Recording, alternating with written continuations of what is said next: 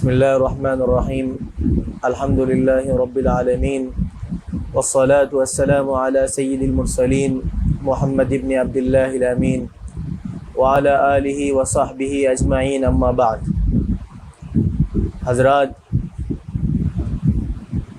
آج مجھے جو عنوان دیا گیا ہے وہ عنوان ہے ہندوستان کی آزادی میں مسلمانوں کا کردار۔ حضرات، تاریخ ایک ایسا فن ہے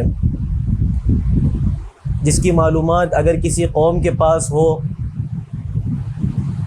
تو وہ مستقبل میں ترقی کرنے کے بارے میں سوچتی ہے،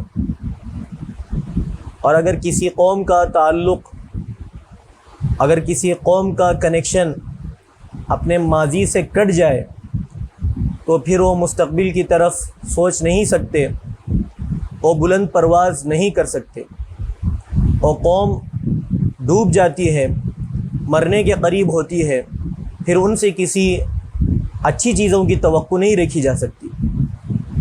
ہندوستان میں ہم مسلمان رہتے ہیں، بستے ہیں، اور ایک زمانے سے یہاں پر ہم لوگ رہ رہے ہیں، تو ہندوستان کی کیا تاریخ ہے، ہندوستان میں مسلمانوں کا کیا کردار رہا ہے، انہوں نے اس ملک کو سنوارنے، بنانے اور اس کو ترقی دینے میں کیا کچھ کارنامے انجام دیے ہیں، یہ ہمیں معلوم ہونا چاہیے۔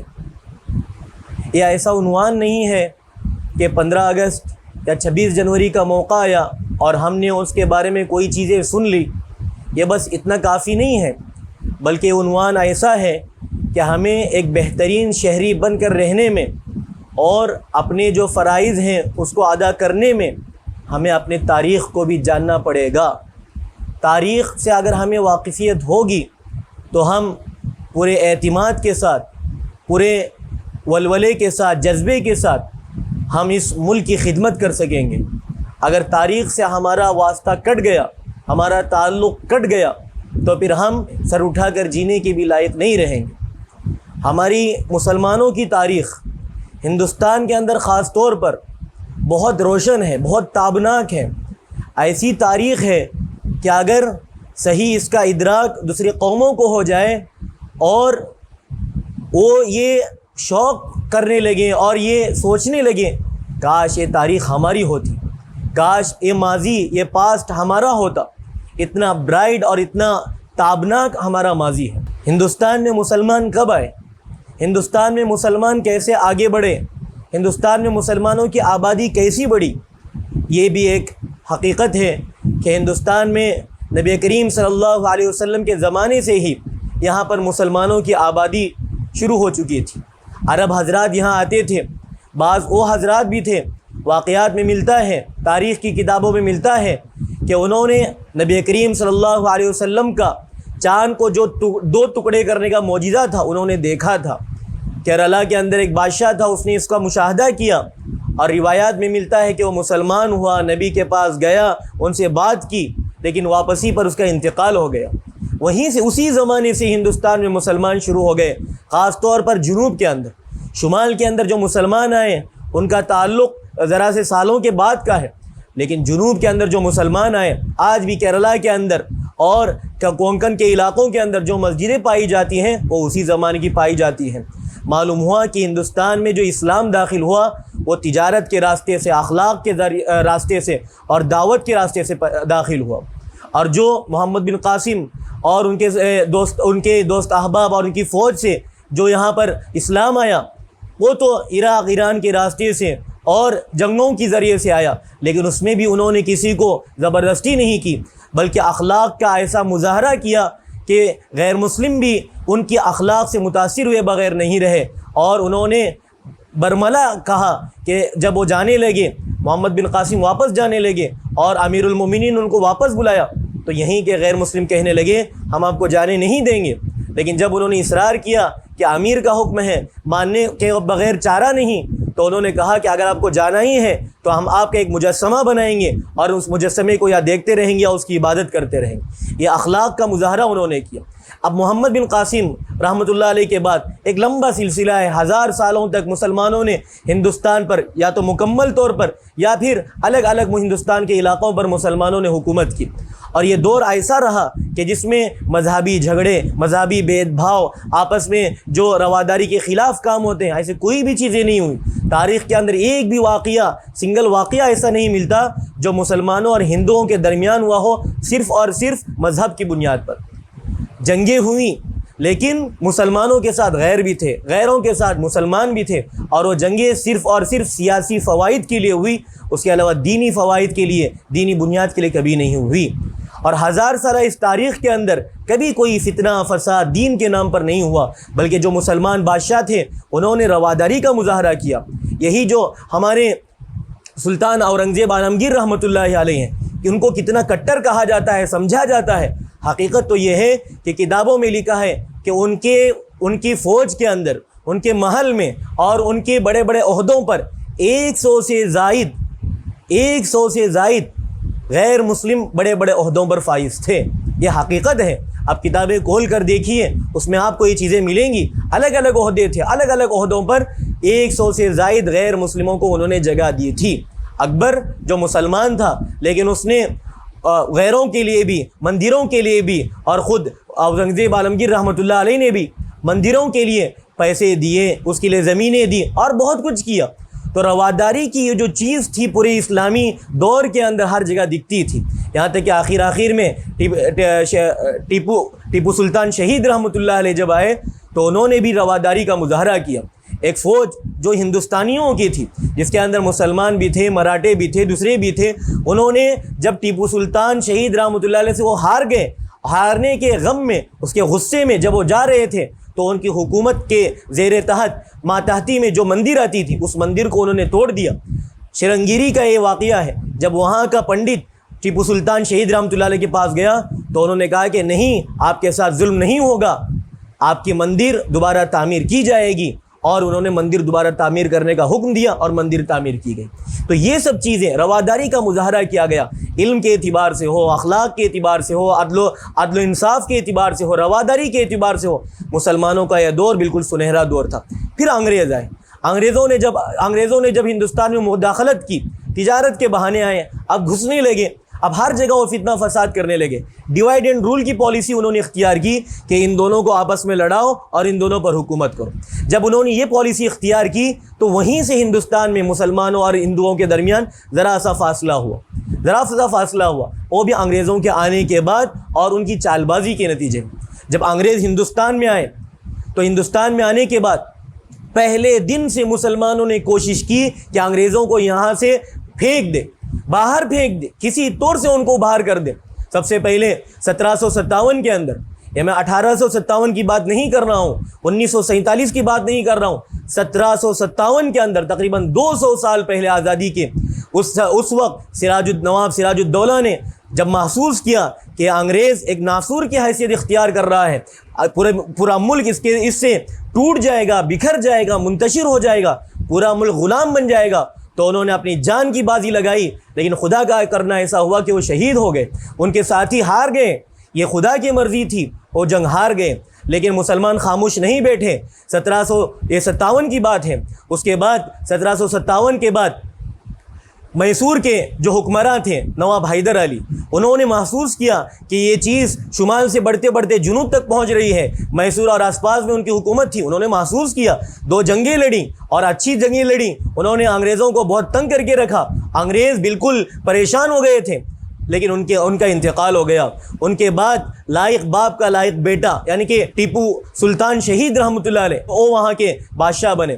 انہوں نے پھر انگریزوں سے جنگوں کو جاری رکھا، صرف انگریزوں کے ساتھ جنگیں نہیں کی بلکہ انگریزوں کو یہاں سے بھگانے کے لیے فرانسیسیوں کے ساتھ تعلقات بنائے۔ ترکی میں امیر المومنین کو انہوں نے خطوط لکھے، مسلمانوں سے مدد مانگی، یورپیوں سے مدد مانگی، غرض کسی طرح ان انگریزوں کو ہندوستان سے باہر کرنے کے لیے ہر طرح کی انہوں نے کوشش کی۔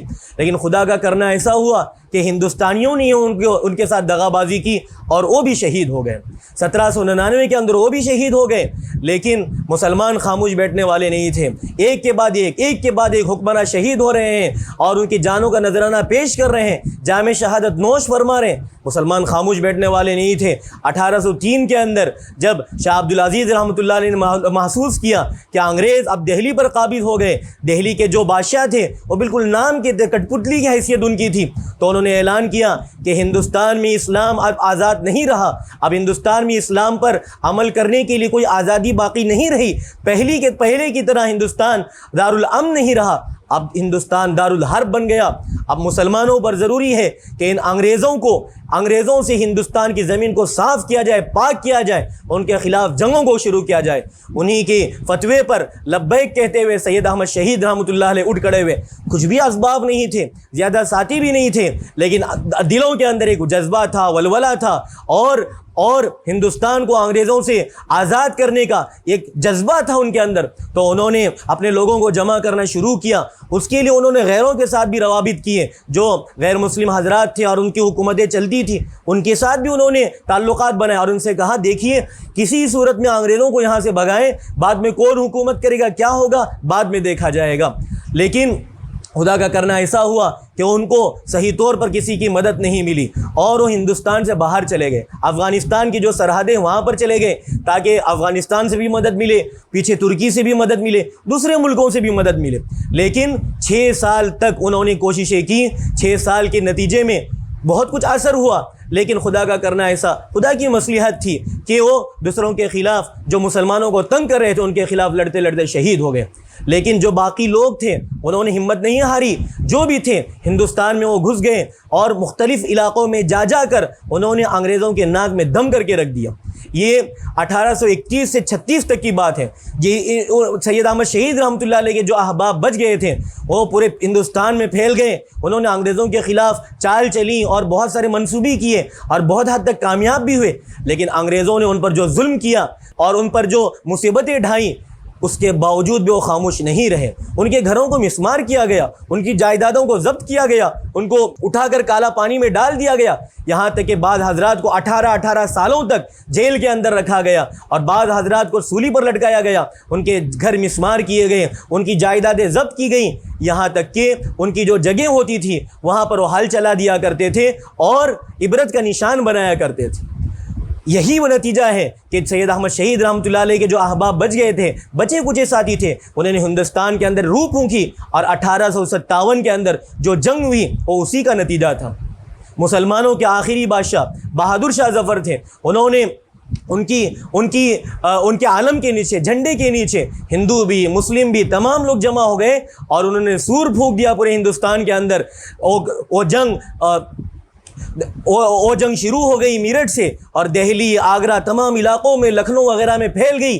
انگریز ڈر گئے. انگریزوں کو کچھ دیر کے لیے تو ایسا محسوس ہوا کہ انگریزوں کے پیروں کے نیچے سے زمین کھسک گئی ہے, لیکن آخر میں پھر اپنے ہی کچھ لوگوں کی غداری اور بے وفائی کی وجہ سے اس جنگ میں بھی ہندوستانیوں کو ہار کا سامنا کرنا پڑا. لیکن یہ جو جنگ ہو گئی اس کے بعد انگریزوں نے سوچا کہ اب تو ظلم کا سہارا لینا ہی ہے کسی صورت میں, تو انہوں نے اتنے ہندوستانیوں کو مارا کہ سوچ نہیں سکتے. 1857 سے 1865 تک 8-9 سالوں کے اندر 10 لاکھ ہندوستانیوں کو انہوں نے تہہ تیغ کیا. کسی کو پھانسی پر لٹکایا, کسی کو زندہ جلایا, کسی کو توپ کے دہانے پہ رکھ کر ان کے جسم کے چیتھڑے اڑائے, کسی کو سور کی چربی ان پر لگا کر اور سور کا جو کھال ہوتی ہے اس کے اندر سی کر ان کو موت کے حوالے کیا.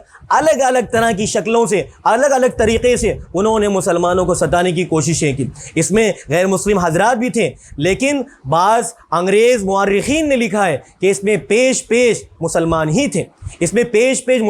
تھے. انگریزوں نے جب دیکھا ہماری ڈائریکٹ ٹکر جو ہے وہ مسلمانوں سے ہے, اب بدلہ لینے کا جب موقع آیا تو انہوں نے مسلمانوں سے بدلہ لیا, چن کر مسلمانوں کو مارا. یہ تعداد بتائی جاتی ہے کہ 1857 کے بعد 5 لاکھ مسلمانوں کو انگریزوں نے تہہ تیغ کیا, جس کے اندر 5000 مسلمان علماء تھے. دہلی سے لے کر پشاور تک, دہلی سے لے کر مراد آباد تک کوئی درخت ایسا باقی نہیں رہتا تھا جس پر علماء کی لاش لٹکتی ہوئی نہ ملتی تھی. یہ انہوں نے حالت کر کے رکھ دی. اتنا ظلم کیا یہ ظلم نہیں بلکہ ایک انگریز مصنف ہے، انہوں نے لکھا ہے، جو 1857 کی کہانی کے نام سے انہوں نے لکھا ہے، جس کا ترجمہ بھی اردو کے اندر کیا گیا ہے۔ انہوں نے لکھا ہے کہ میں دہلی کے اندر تھا، ایک ٹینٹ کے اندر تھا، مجھے کچھ بو سی محسوس ہوگی، جلنے کی بو آنے لگی، تو میں نے پیچھے جا کر دیکھا 40 علماء ہیں، ان کو ننگا کیا گیا ہے اور ان سے پوچھا جا رہا ہے کہ آپ بتائیے 1857 کی جنگ میں آپ شریک تھے یا نہیں تھے؟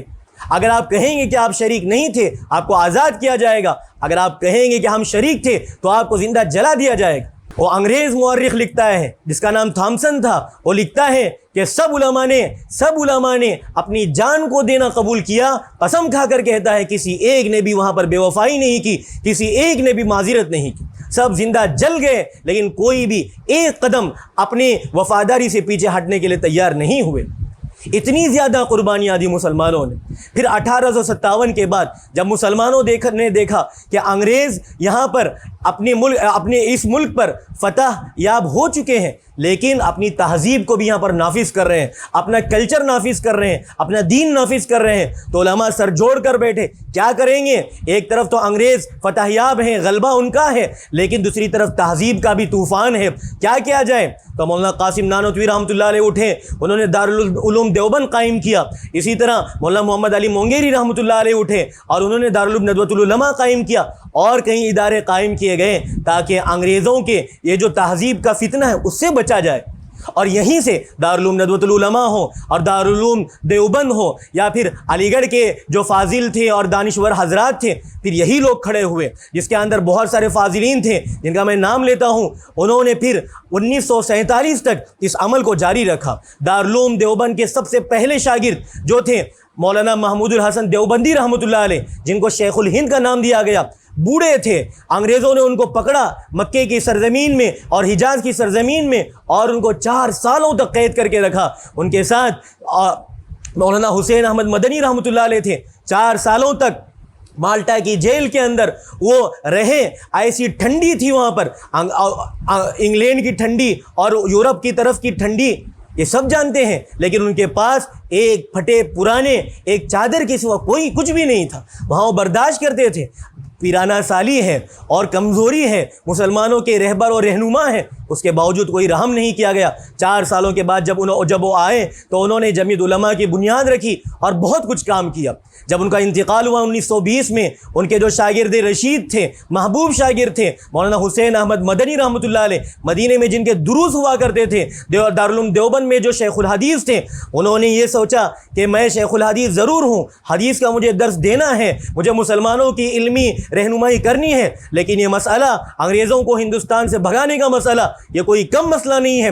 انہوں نے دن رات ایک کیا، خون پسینہ ایک کیا، سفر پہ سفر کیے، اپنوں کی طرف سے بھی انہوں نے بہت کچھ برداشت کیا، غیروں کی طرف سے بھی انہوں نے برداشت کیا، یہاں تک کہ لگاتار 37 سالوں تک کوشش کی، یہاں تک کہ ہندوستان آزاد ہو گیا۔ اور اسی طرح مولانا ابوالکلام آزاد رحمۃ اللہ علیہ تھے، انہوں نے کیا کچھ کوششیں نہیں کی۔ البلاغ ہے، الہلال ہے، ایک پر پابندی لگی، دوسرا انہوں نے شروع کیا، دوسرے پر پابندی لگی، تیسرا انہوں نے شروع کیا، کل 10 سالوں تک جیل کے اندر رہے، لیکن کبھی انہوں نے اپنا قلم نہیں روکا، اپنی زبان نہیں روکی۔ قلم کی طاقت کو، زبان کی طاقت کو، اس ملک کو، اس محبوب ملک کو آزاد کرنے کے لیے انہوں نے لگایا، کبھی ایک قدم انہوں نے پیچھے ہٹنا گوارا نہیں کیا۔ انہوں نے معافی نہیں لکھی، انہوں نے عذر نہیں کیا، انہوں نے کچھ دوسرا بہانہ نہیں کیا، بلکہ کچھ بھی ظلم ہو، کچھ بھی تکلیفیں ہوں، میں سب چیزیں برداشت کر سکتا ہوں، لیکن ہندوستان میں انگریزوں کے وجود کو میں کسی صورت برداشت نہیں کر سکتا۔ یہ ان کی زندگی کا مقصد بن گیا، یہاں تک کہ ہندوستان ان کی زندگی کے اندر اللہ تعالیٰ نے آزاد کر کے دکھایا۔ اسی طرح مولانا محمد علی جوہر تھے، جنہوں نے لندن کے اندر اعلان کیا، وہاں پر جو کانفرنس چل رہی تھی کہ میں آزاد ہندوستان کے اندر واپس جا سکتا ہوں، غلام ہندوستان کے اندر واپس جا نہیں سکتا، یا تو مجھے آزادی دے دو، یا تو ہندوستان کو آزادی دے دو، یا تو مجھے لندن میں 1.5 گز کی زمین دے دو جہاں پر میرا مرقد بنے، میرا مدفن بنے، میری قبر بنے۔ لیکن خدا کا کرنا ایسا ہوا کہ ہندوستان تو واپس نہیں آئے، لیکن بیت المقدس کے اندر اور فلسطین کے اندر ان کو جگہ مل گئی اور وہاں انہوں نے انتقال پایا۔ اور ان کے بھائی تھے محمد علی جوہر، اور ان کے بھائی بھی شانہ بشانہ شریک رہے۔ ان کی والدہ جو ایک عورت تھی، لیکن وہ کہتی تھی کہ بولیے اماں محمد علی کی جان بیٹا خلافت پہ دینا، خلافت پہ جان دے دینا، لوٹ کے نہیں آنا, پیچھے اپنے پیر پر اپنے پیٹھ پیچھے نہیں پھیرنا, لیکن اس کے باوجود یہ لوگ جمے رہے, ڈٹے رہے, یہاں تک کہ انہوں نے بہت کوششیں کی اور اللہ کے حضور میں چلے گئے. صرف یہ حضرات نہیں, ان کے علاوہ کئی مسلمان ایسے تھے جنہوں نے ایسی قربانیاں دی ہیں جس کو ہم یہاں پر بیان نہیں کر سکتے ان کم وقت کے اندر. ہمیں چاہیے کہ ہندوستان جو آزاد ہوا, اور ہندوستان کی آزادی کو اتنے سال ہو گئے, تقریباً 75 سال ہو رہے ہیں, ہمیں ہندوستان کی آزادی کا صحیح مفہوم معلوم ہونا چاہیے. ہندوستان انگریزوں کی غلامی سے آزاد ہوا, لیکن کسی دوسرے غیر اخلاقی یا غیر سیاسی غیر ہندوستان کے قانون کی ایسی کوئی طاقت اگر یہاں پر پنپتی ہے تو اس سے بھی ہمیں ذہناً اور جسماً آزاد رہنے کی ضرورت ہے. ہم یہاں کے آزاد باشندے ہیں, ہم یہاں کے اول نمبر کے شہری ہیں, ہمیں پورے حقوق حاصل ہیں, ہم یہاں کسی کی دین پر نہیں ہیں, ہم یہاں کسی کے رحم کرم پر نہیں ہیں, بلکہ ہم یہاں پر اپنے بل بوتے پر ہیں. ہم یہاں پر اپنے دین کے ساتھ, اپنی عزت کے ساتھ, شناخت کے ساتھ, اپنے مدارس کے ساتھ, اداروں کے ساتھ, مساجد کے ساتھ رہنے کے لیے ہیں. ہمیں ہرگز یہ قبول نہیں کہ ہم اپنی سنت کو چھوڑیں گے اور دوسروں کو خوش کریں گے. ہمیں ہرگز یہ قبول نہیں ہم اپنے اداروں کو بند کرنے کی کوشش کریں گے اور دوسروں کو خوش کریں گے. ہم یہاں پر جئیں گے اسلام کے ساتھ, ہم یہاں پر مریں گے اسلام کے ساتھ. اسی لیے ہمارے اسلاف نے قربانیاں دی تھی, اسی لیے ہمارے اسلاف نے اپنی شہادتیں درج کرائی تھی, اسی لیے ہمارے اسلاف نے تمام چیزوں کو برداشت کیا تھا. 15 اگست یہ جو دن آ رہا ہے تو اس کے اندر ہمیں کوشش کرنی چاہیے ہم اپنے غیر مسلم بھائیوں کے ساتھ اس دن کو منائیں, ان کے ساتھ اس دن کے اندر خوشی کا اظہار کریں, اور ایسے جہاں پر ترنگا جہاں پر لہرایا جاتا ہے وہاں کی محفلوں کے اندر شریک ہوں اور اپنی حب الوطنی کا ہم وہاں پر اظہار کریں. آج موقع یہ آ گیا, سب کچھ مسلمانوں نے کیا اور ایسی قربانیاں مسلمانوں نے دی کہ انگریز بھی ماننے کے لیے اس کو مجبور ہیں, لیکن اس کے باوجود بعض فرقہ پرست عناصر ایسی چیزوں کو ہوا دیتے ہیں جس سے ماحول یہ بنتا ہے کہ مسلمان اس ملک کے اندر فاضل عنصر ہے, ان کا کچھ کام نہیں ہے, حالانکہ حقیقت اس کے برخلاف ہے. ہمیں اس دن کو منانا چاہیے, غیروں کے ساتھ اٹھنا بیٹھنا چاہیے, اور اسی کے ساتھ ساتھ ہمیں اس بات کی بھی ضرورت ہے اپنی تاریخ سے ہمیں وابستہ ہو کر اس کو معلوم کرنا چاہیے, پڑھنا چاہیے, نئی نسل کو بتانا چاہیے, سکھانا چاہیے, سمجھانا چاہیے. اگر یہ چیزیں ہم کریں گے تو آئندہ دنوں کے اندر ہماری جو قربانیاں ہیں وہ قربانیوں کا چرچا ہوگا, اور غیر بھی اس سے واقف ہوں گے, اپنے بھی اس سے واقف ہوں گے, اور ہندوستان میں مسلمانوں کے وجود کو ماننا ان کے لیے ایک مجبوری بن جائے گا. اللہ تعالیٰ سے دعا ہے کہ اللہ تعالیٰ ہمیں اپنے جو فرائض ہیں ایک بحیثیت مسلم شہری ہونے کے ہندوستان میں اس کو صحیح طور پر عمل کرنے کی توفیق عطا فرمائے, ایمانی زندگی نصیب فرمائے, اور ایمان پر ہمارا خاتمہ ہو. وآخر دعوانا الحمدللہ رب العالمین.